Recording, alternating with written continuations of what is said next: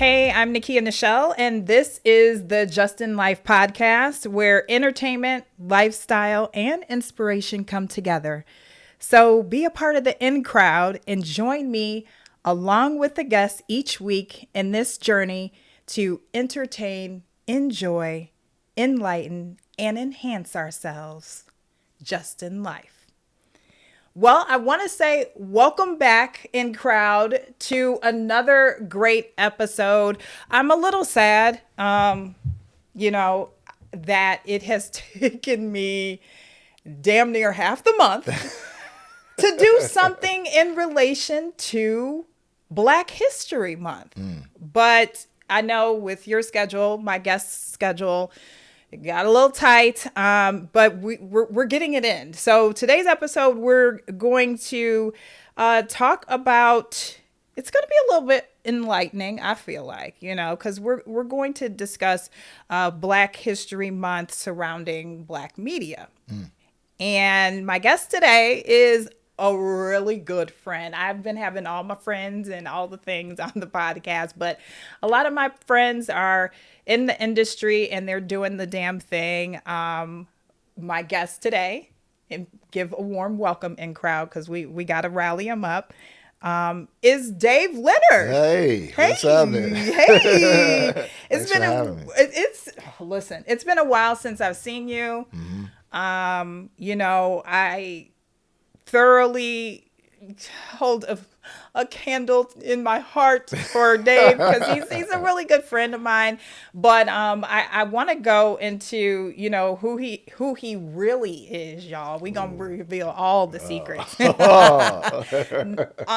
But just kind of give a little insight on who you are, how you've made an impact in the industry, being a Black man.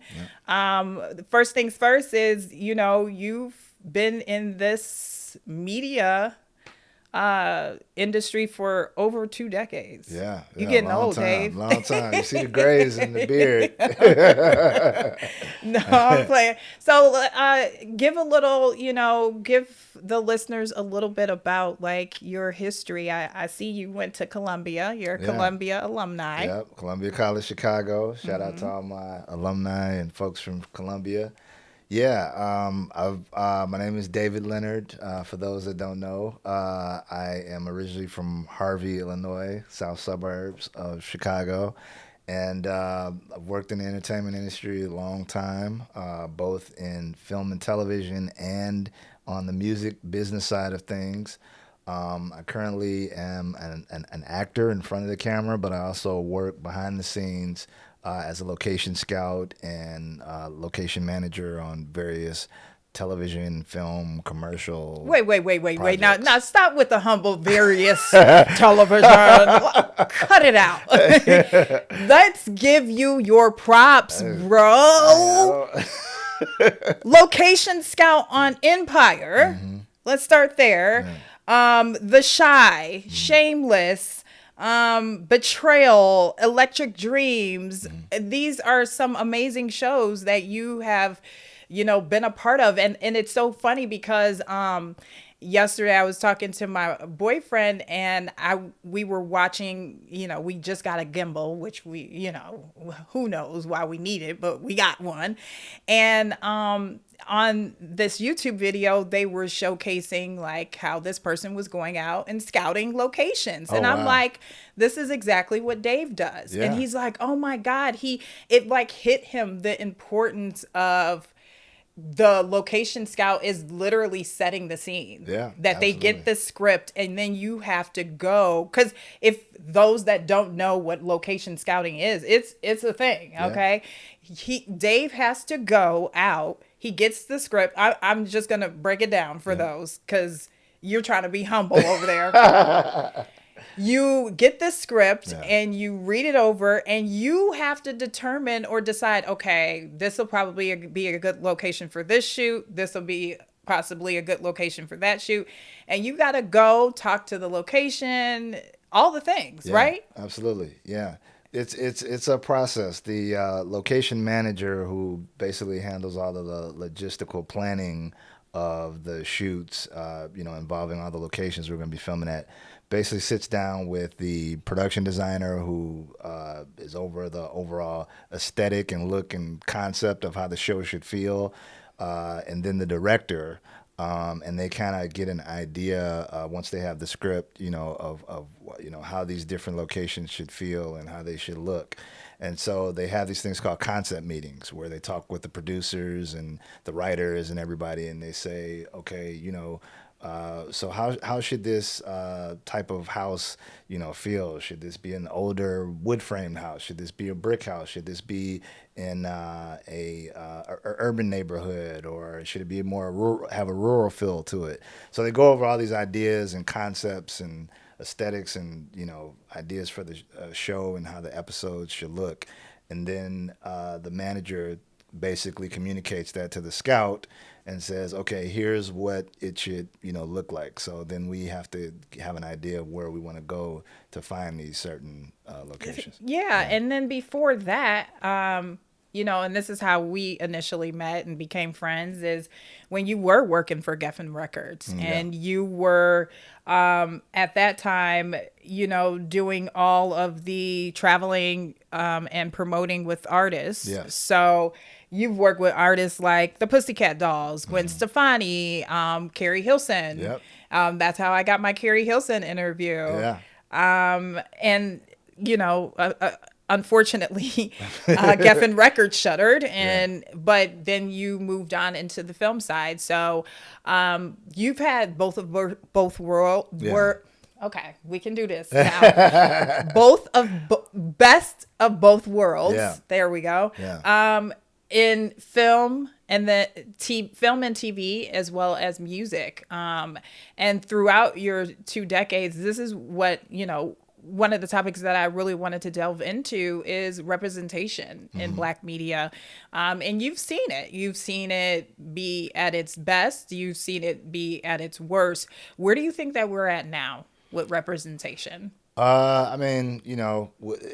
a constant, struggle, or marathon, I should say. It's not, it's definitely, in my opinion, better than where it's been, but we still have, long way to go and a continued fight. But I feel like there is a much better and larger representation than there has been in the past. And as long as we, have content creators out there who, create those paths and, develop these ideas and stories, that, it'll only continue to grow. And, we also have to just not create it, but we have to own it. So that's the importance of being able to see our stories be told, being able to see our media represented, and not just always have to rely on other outlets to provide that for us. We have to own it, just like you're doing here. So kudos to you for that. Oh. Yeah, thank absolutely. you. I've been trying to own it and create it for years and decades, and I think a lot of the times where there's a lack of is funding. Yeah, absolutely. And that's where a lot of it takes a lot of money. Yeah. To be able to create content and have really high end content, and it can be a struggle, Sure. as you know. Sure, yeah. Because on the flip side of the coin is you're the artist. You're the one that is in front of the camera or behind the mic. You guys, you have a podcast as well. Yep. Promote that. Yeah. Go ahead and do that. Yeah. Check out On the Series 33 and the Third podcast, also on the Anchor platform. Yeah. So, that there is, as you very well know, there's a struggle there. Yeah. To be able to get the word out and get a following and get people to support your platform. Yeah. And it just is very interesting to me because not only are you behind the scenes at this point, but you're still doing things in front of the scenes. Yeah. So as not only a creator, but a Black actor, what are some of the challenges throughout your decades in this industry that you've had to face, and how do you continue to keep going? Because I know there's days where you like, listen, I'm ready to give it all, quit this shit now. Yeah, absolutely. I mean, just in general, I think in whether you're working in front of the camera, but especially if you're an actor, you have to deal with constant rejection. So being faced with that is something that always makes you want to kind of throw in the towel sometime. But if you're really passionate about it and really want to try to make some type of career of it, you got to keep pushing forward. So I think that's definitely a challenge. Also, again, going back to the not necessarily having enough opportunities as black actors. A lot of times I'll look at some of these breakdowns that come out, and you really have to. It's like a needle in a haystack sometimes, where you're trying to find the roles that are for the black actors. So there's, again, that goes back to the whole creating your own opportunities thing, because those opportunities don't always exist. So you have to create those opportunities. So I think that because we have so many different outlets now, and streaming services and podcast platforms and all of these different things, that has made it easier for us to kind of go around the gatekeepers and create those opportunities for ourselves. Absolutely. The gatekeepers, they need to be squashed. I'm sick of it. I'm sick of it. And we've had this conversation. It's absolutely ridiculous. I mean, there's so much talent out there. Yeah. And I think that when people complain about we're getting the same talent all the time, it's just because you're not looking. There are people out there doing things and creating things all the time. Absolutely. And I think that gatekeepers are keeping it being as visible as possible, if that makes any sense. And in a way, I mean, I get gatekeeped too. With me being a smaller media outlet, and not only on top of that, being a black woman, just me being black. Let's just start there. Yeah, sure. There's gatekeeping with, you're not going to be able to talk to my white actor. Or actress. Or talent. And I have a lot of people that be like, I love your interviews. You should interview this person. Would love to. Would absolutely love to, but gatekeeping. Absolutely. So that's definitely a struggle that I see within black culture. And with each other. And I think that's one of the positive things about you. You haven't gatekeeped me. No, I mean, I've been given so many opportunities. Of course, first I got to give thanks to God for that, but just from the relationships I've made over the years and people that have opened the doors for me, and honestly, if I'm being real, a lot of them have come from black women. Most of the my first opportunity working in the music business was from my mentor, rest in peace, Tammy Tisdale Coleman. Working in locations, one of the people who's been most influential in my career, and getting me into the union and things like that is, a sister I work with, from time to time, Miss Natasha Ogin.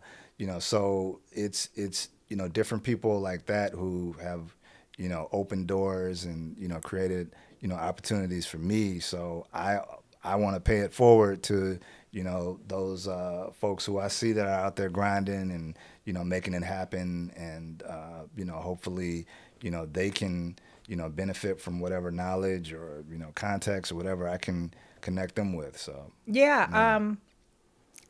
as it's so crazy. So with black media, I feel like there is those that pay it forward. And there is those, of course, that don't.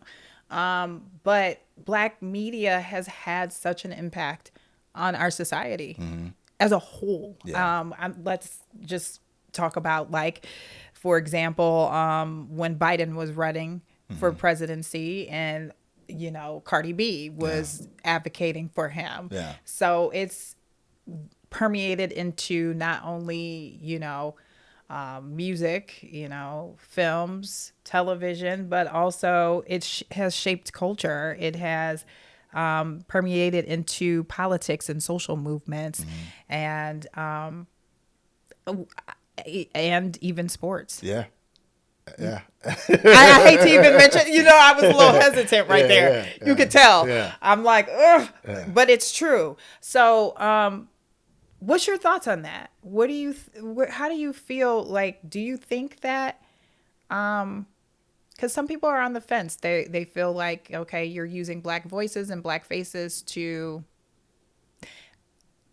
pander to a Black audience. Or some people are like, well, Black people do live in this world. And so. Yeah. Yeah. I mean, I don't necessarily think that it's a pandering situation. I feel like, we have to be visible, at everywhere. And it's just like, like I've worked at companies where I've been the only Black person there. And, I might have been brought in to initially engage, Black business. But at the end of the day, it's like, okay, I might be getting a seat at the table that wasn't, available before. And now I can turn that opportunity into something else that might, will benefit my people long term.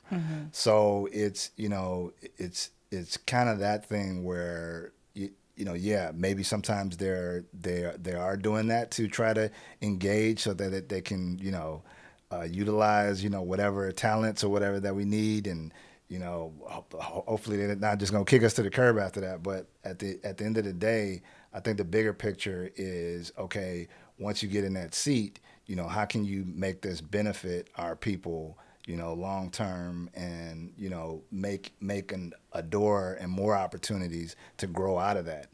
So I think that's what's, really important about that. Yeah. So I would say I'm kind of on the fence just because, let's just take sports, for example. I loved seeing Rihanna at the Super Bowl this past Sunday or whenever it just aired. Absolutely. Some of these people that Jay-Z has brought on, because this is the Jay-Z effect, or Rock Nation, or however you want to frame it. Sure, Let's just be freaking real here, okay?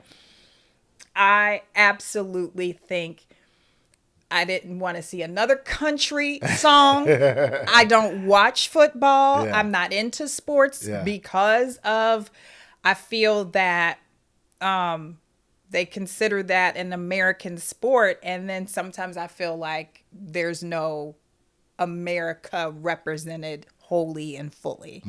Okay. And I feel like the players are utilized and, but that's a whole other thing. There may be a whole nother topic, but used in a way to get the eyes on the show. But then when it comes to, in the past, a Showtime performance, it's like, okay. Yeah. I mean, it's definitely can be some of that, but I mean. Or halftime performance. But then, you look on the flip side too with the whole Colin Kaepernick situation, That too. He put a light on, some of those things that, we felt, strongly about, and made everybody kind of pay attention and made people think about how they approach, things. Now, did it work? Right, exactly. Still Maybe. A long way to go. Oh, yeah. Long way to go. Yeah. But there have been some, at least the conversations being had, and now the attention is being, drawn to it. And so that, is a step, I think, in the right place. But yeah, it's still a long way to go. Yeah, definitely still a long way to go. And I think that with the lack thereof of history and educating the history of people that have had an impact in certain spaces is what causes the issue. For example, here I go with these examples. Okay? I recently did an interview with Isiah Washington. And we all know, if you don't know, Isiah Washington. First of all, he's from my favorite movie of all time, Love Jones. Yeah. Which didn't you work on Love Jones? I did not Okay, work you on didn't. Love Jones. Okay, you didn't work on Love Jones, but there was a huge love affair that I had with the movie Love Jones for such a long time, and it was so strong, my love affair with the movie Love Jones, that I would want to frequent the places that were in the film. Oh, yeah. So when I had the chance to speak to Isiah Washington about, his new film that he was premiering, and if you guys please, are listening to this podcast at this point, stay tuned, because I will air the interview that I'm talking about. We'll go ahead and play that after my discussion with Dave. But Isiah Washington put me on to Bass Reeves. Oh, yeah. Do you know who Bass Reeves is? I had heard of him prior to the movie, so I was somewhat familiar with him. But again, that was something that my mom and dad had taught me about. I didn't learn about it in school, that's for sure. Yeah, for sure, because your mom, may she rest in peace, was heavily into like. Yeah, my mom was a huge writer and playwright, and I want to say at one point my mom had written a Black Western. Oh, wow. So probably when she was doing her research for that, that's where I might have, learned about Bass Reeves, but yeah. Yeah. So Bass Reeves is basically, if you guys don't know, Black man. Mm-hmm. And was an American law enforcement official.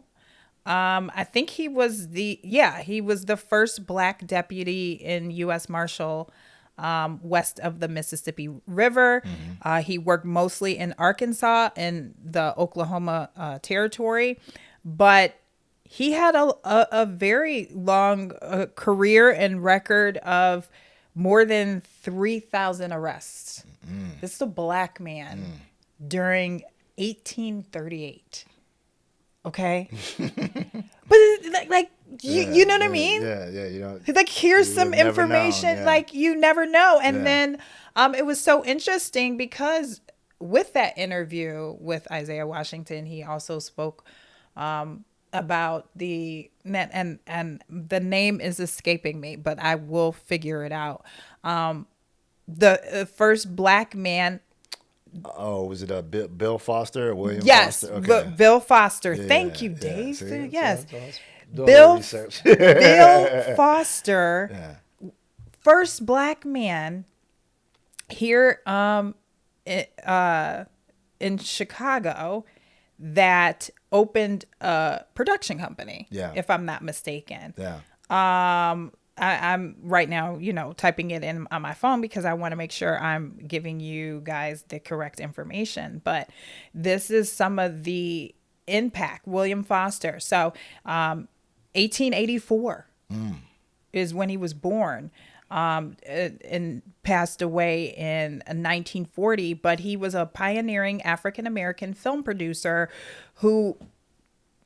Do you see what I'm saying? Yeah. Why have we not gotten to the meat and potatoes of all of this? Right. I say meat and potatoes a lot. Yeah. I got someone, boyfriend brought this to my attention. He's like, what is with you and this meat and damn potatoes? I'm like, that's the perfect words for it.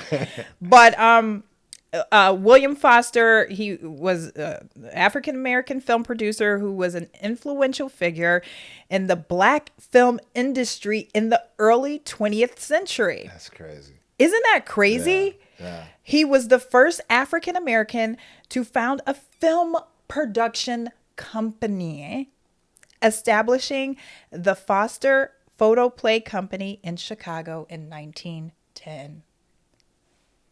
The more you know. Yeah. You know what I'm saying? And I have yet to hear, and unless my ears have been plugged, I have yet to hear anyone in Chicago mention William Foster. But you know who you do hear about in Chicago around that time regarding film? Charlie Chaplin. So cut it out. Yeah. You see what I'm saying? Yeah. So that is why it's super important, not only representation, but giving true history and not watering it down.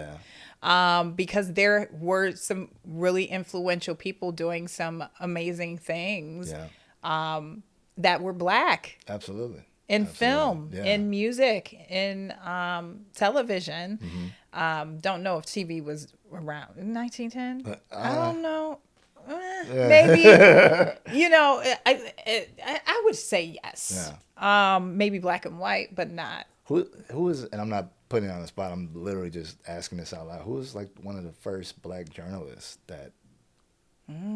That would be something to research there. That would be. I from time to time when I'm like watching films because or documentaries, it's also always very intriguing to me when I see old footage. Yeah. Cuz I'm like, who Right. they had a video? Yeah. Because you automatically assume and think that like at the beginning of 1900s that's when it was maybe a thing. Yeah. But I know I'm wrong. So let's look. First Black journalist, and we can do it real quick. First Black journalist. Yeah, I'd definitely be interested to know. Yeah, I would be too. Just because let's not. Alice Allison Dunging is what they're saying is the first Black journalist. And which here she is. Oh wow. Yeah. She looks gorgeous. It says that now again, this is Wikipedia, so I don't know how accurate this is, but this is what I look up. It says she was the first African American female correspondent to receive White House credentials and the first Black female member of the Senate and House of Representatives press galleries. So she was born in 1906. Oh, wow. Now, I don't know if she was like it says she was known for the first Black journalist to cover the White House. Gotcha. So okay. I don't know if she was just the first Black journalist. No. Now we're going back a little bit in the 1800s. Okay. Let's go there. It's saying Ida B. Wells. Really? That's what it's saying. Now, I don't know how accurate Wikipedia is, but it says that Ida B. Wells was an American investigative journalist, educator, and early leader in the civil rights movement. She was one of the founders of the National Association of the Advancement of Colored People, also known as NAACP. Do you know? Yeah. I was on Twitter, and it was funny / sad because somebody had said, "Oh, well, if there's a NAACP, there needs to be a WAACP," and people were like, "What did you think the N stand for? What did you think the N stand for?" It would be national, not it's okay. Yeah. But okay, wow. That just made me think of that when I saw that. But yeah, it says that she I'm assuming she journalist and a newspaper editor. So, and then think about the Chicago Reader. I was about to say from Chicago. And from Chicago. Yeah. I mean, so we here in Chicago have done a lot of great. A lot of legends come out of Chicago. Legends. I mean, huge. And I think that for me, a lot of the issues is it's not appreciated until you either leave. Yeah. Or you're unalive. Yeah. Right. You're unalive. Yeah. And then all of a sudden, oh my God, it's like, nah, we ain't doing that. But on that note, I know that you got a chance to kind of look over my episode with Isiah Washington. So, Dave, I really wanted to kind of get your thoughts and opinion on, because I know you watched Isiah Washington. I'm sorry, I'm cracking up because I'm a little hungry. because Dave is hungry over here, and you would think I am starving this man out. I offered him something to eat. I said a black man must eat, and he is not taking any food now. We're going to try to finish this up as quickly as possible. Before we go, That's hilarious. would love to get your thoughts and opinion on how Isiah Washington, his thoughts on not only Bass Reeves, but his directorial debut and just black artists in media. No, hopefully my stomach won't answer before I do, but no, I think those stories are very important because, again, like we, mentioned, those are the things that we don't get taught in school or in our history books. So, a lot of these folks we wouldn't have even known, like you just mentioned, Bill Foster's history. I didn't know that. I'm from Chicago, and one of the, like I said, earliest Hollywood names that would always come up when Chicago was mentioned was Charlie Chaplin. Right. So, those stories have to keep being told, and, artists have to keep championing those stories.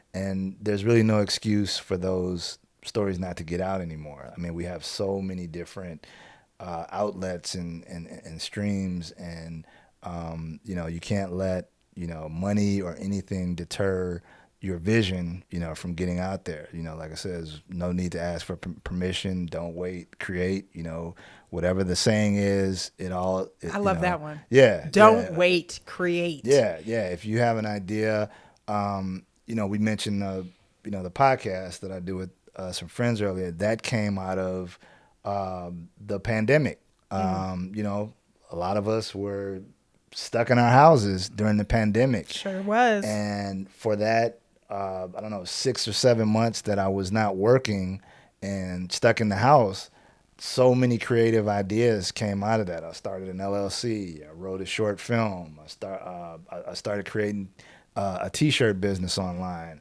I came up with actually my buddy Drew came up with the idea for the podcast.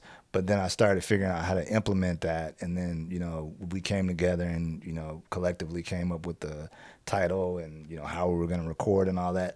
But I say that to say, I wasn't letting life's challenges and everything get in the way. That it was a moment to just sit down, be quiet, think, and figure out, okay, how, what's next? Once we come out of this, how are we going to move forward from here? And what ideas, now that I have the time to not focus on just working, now I can really focus on being creative and not allowing, life's normal challenges, or at that time, abnormal challenges, keep the creative spirit down. So I wanted to, make sure that I was able to express the creative spirit. And a lot of people created a lot of content out of that. For sure. Because they were stuck in their houses. They couldn't go anywhere. What else could you do? So you turn on that phone and, so many ideas came out of that time. So I know that was kind of a long-winded answer, but again. Dave style. Right. Again, I think that, Isiah was, right on the head with, I think he said his budget was like $300,000 or something, and you got to find that money from somewhere. Crowdfund. Ask your friends that owe you money, and get it how you can, but get it. He got it done. At the end of the day. He did. He did get it done. So, you guys, if you can pause and take a minute, it's about a 5-minute interview. We're gonna go ahead and play. This is my interview with actor and now director for his title, Isiah Washington. What do you want? Now that ain't no way to greet visitors. Just keep on riding. I don't think so, ma'am. We're gonna stay for a while. Dawn in this gang hired, terrorized, and killed anybody that get in their way. I assume you're a lawman? Federal marshal. You leaving again now? Wherever this dollar ball goes, he leaves trail of bodies behind. Men, women, children. Hey, it's Nikia and Nichelle, and this just in. Joining me today, I have actor, director Isiah Washington. Thank you so much for taking the time out to talk to me. Absolutely. We are here at White Smoke and Ash in celebration for this is your directorial debut Yes, it is. with Corsicana. That's Corsicana. fine. It was foreign to me 2.5 years ago. I know. Yeah, it's okay. I know. It's such an interesting story. Did you see the movie? I did. Oh, you did? I watched it on Sunday. Oh, fantastic. Yes. Okay. About. Did you enjoy it? I did. I Thank did. you. I really loved it because I didn't know about Bass Reeves. And I didn't know about Bass Reeves 2.5 years ago, or Corsicana, the importance of the Corsicana oil boom, which ultimately became ExxonMobil. I knew nothing about it, which is what attracted me to the story as an actor eventually. I wasn't there to direct it.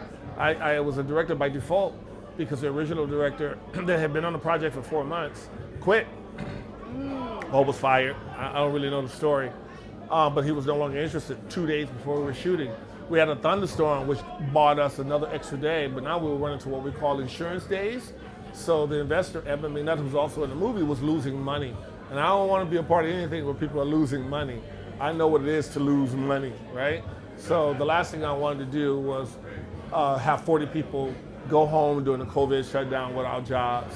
So I did the unthinkable. Because I had done so much research, 22 there, 5 days, not knowing what's going on, I continued to research Bass Reeves because he's so much information on him in the book by R.T. Burton, who lives in Illinois, outside of Chicago. This book called A Black Gun, Silver Star, which was my blueprint to give you everything that's in the movie about Bass Reeves. Bass Reeves was not the lead, was not the prominent story. I wrote all of that in I probably had 48 hours of sleep and 21 days of shooting. Oh, wow. And wrote after hours, wrote at lunch, wrote scenes, rewrote things so we could make this original script that was really a 32-day shoot, $8 million budgeted, John Wick in the woods kind of movie. And I'm like, I don't know who told you could make this for $300,000, but I need a whole lot more money. Right. To get this done. Exactly. And she was like, what? I was like, or I could go home. So more than double of what she was led to believe to get this done was invested. And it turned out to be a good idea. Yeah, it was educational. I think that a lot of people need to know about Bass Reeves, and you also mentioned Will Foster, who was, I saw you on GN this morning. That's correct. And you mentioned him and how he was the first black man that created a production. Will Foster production company here in Chicago in 1910, and also was the mentor and the provider for the success of Oscar Micheaux, who became technically the first African-American true independent filmmaker that ended up doing what he did so well, four-walling it, taking it to every theater, local theater that was empty, to show these movies where African-Americans could see themselves in a positive way, which offset D.W. Griffith's movie Birth of a Nation, which was the birth of a narrative. Is to have all the world be afraid of black men, that they're gonna rape and fornicate with your white women. And it's like, we're not all checking for your white women like that, dude. We're just trying to live, find education and shelter and have a job to take care of our families. That's not who we are. We could be funny, we could be this. And in fact, Will Marston, I can't remember the film, you can research it, but he did a comedy that the life and times of a railroad conductor and all the kinds of different personalities, quirky personalities that they encounter, be they bigoted, be they biased, but how he dealt with them in a funny way. So much so that they took his style and structure, and the Keystone Cops were created out of that. He never got any credit for it, but if you research the Keystone Cops before sound was a huge success in black and white moving pictures. But William Foster never got the credit for that structure for a comedy. Yeah. Yeah, with no sound. For me to be in Chicago, right. Sam Greenlee, Spook and Sam by the Door, there's just a plethora of great films that have been made here. So I just feel honored that I'm here to show my film as a true independent, without major distribution, without major marketing plan to get your attention, right. Like Wakanda, the multi-million-dollar. But I'm still competing in the same theaters that all these movies are in. And I'm already told that people are not happy with Avatar 2. So it's great, so good. Then hopefully you show up and convince the owners of Icon, instead of giving me one day, just keep me in the theater so people can have options. Right. It's still entertaining. Doesn't matter if you have more than a black director or a black lead. It's a good movie. Yeah. And it's entertaining. And it's and it can make money. And it's part of American history that many people are not aware of, that we can all appreciate because it finds a great through line of commonality. I wrote the character California. Okay. That wasn't in the script. I wrote that because I'm tired of this idea that all white people are inherently evil. You got a lot of people that are evil. Right. But not all white people are evil or looking to like do us harm. Right. And vice versa. Right. I just got sick and tired of that. So I wanted to address that in my way and not Spike Lee you, hit you in the nose, wake up, the man is here to kill us. It was very chill. Like we're working together, good guys against the bad guys, good guys win, good guys go home. Right. Bad guys die. Right. End of story. End of story. Yes. You know what I mean? Well, back to the basics. One thing that I have to say, through you, like you said, you've been in this industry for 30 years. And I love the fact that you're moving into another space, like directing. What were between acting and directing, what is the most challenges on the directing side? Because acting, I'm pretty sure you're very familiar and comfortable, but directing can be a new territory. Well, I'm not asking for permission from the gatekeepers. Yeah. So I'm very vocal. I speak my mind. I'm loud and proud. I'm not afraid of a good, holistic debate based on facts. I started off as an educator, worked in the private sector, in the military. So I had other experiences before the age of 23 when I was anointed with this opportunity, this gift to become an actor. And I started at the ground floor. I do everything in 10 years. So I never want to be a director, but I wanted to be a producer. Because the producers are anonymous. They make money, millions and millions of dollars, and you can meet them and you never know who they are. I really thought that was cool. So my goal was to just be a producer. But I really feel that this opportunity was just put on me because Warren Beatty and Steven Soderbergh and Clint Eastwood and Spike Lee always said that you should be a director. And I was like, no, I don't want to be you. You're an asshole. You know what? You treat people bad because you're God. I don't want to be a horrible God.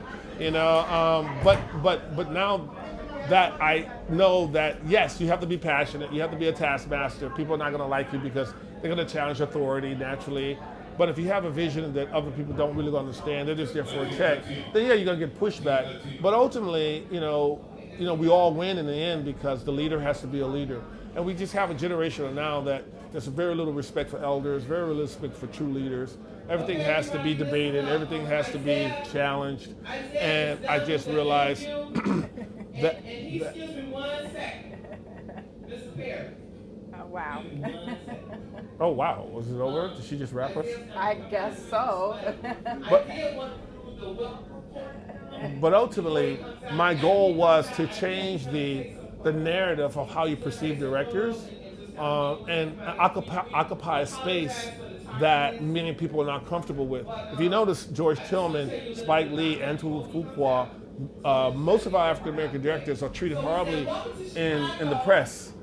Not because they're not talented, it's because they're viable competition for a limited amount of very valuable resources. And that's not racism, that's just human nature, is that I don't want to have to compete with someone who I think may could do it better than I. So the fact that I'm on the outside of the system competing in the same theater, I don't have, I'm not beholden to the gatekeepers. And that's gonna probably, turn a lot of people off because it's like he's not going through us. We can't control him. The people are listening to him. He has a voice. He has but that has to change. Like anything, slavery they had laws for slavery, right? And eventually people stood up against that, and it changed. So I feel like I'm a disruptor. That it's time to make a change where everyone can sit at the table and participate in this wealth building. Yes, absolutely.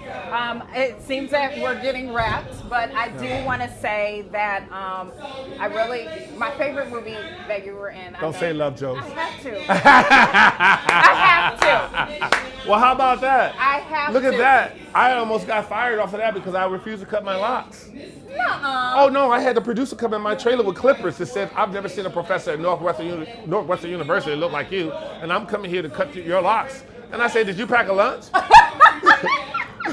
Because I'm gonna keep these locks 25 years. My people gonna have locks, and it's not gonna be an issue because our hair shouldn't dictate what's in our heart, what's in our intellect, and what's in our spirit. Yeah. So I've almost been fired fighting for us, not just black people, but all of us with a heart to do the right thing. Not to be corny like Spike Lee, but that's what I've been doing. And I'm gonna keep doing it as long as I can. I appreciate you. Thank you for your time. Appreciate And you. I hope everybody goes and sees the film. Whether they do or not, it's gonna end up on Amazon one way or the other. I know, and they'll be watching it. And then just a quick photo, and then I'll let you get out. Let's do it. Well, we definitely been rapped. They rapped us cold-blooded. Cold-blooded. They rapped this like ABC. All right, so welcome back from the interview. Hope you guys really enjoyed that. That, gave you an idea of what me and Dave were talking about.